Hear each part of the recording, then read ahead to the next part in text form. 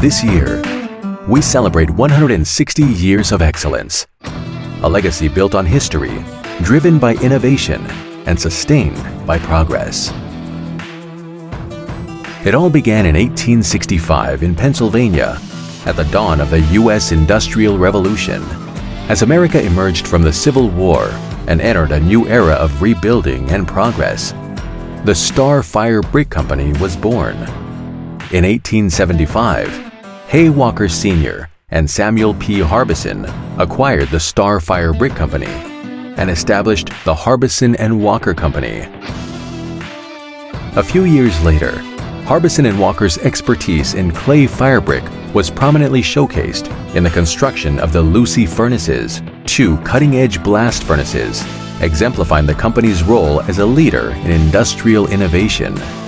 In 1902, the company was renamed HarbisonWalker Refractories Company. Meanwhile, the production of silica bricks began in Sweden, marking the beginning of our refractory activities in Europe. These first 40 years laid the groundwork for what the global Calderys Group has become today, as it supported the major players of the Industrial Revolution with the early development of refractories. Calderys, forged in legacy, fueled by excellence.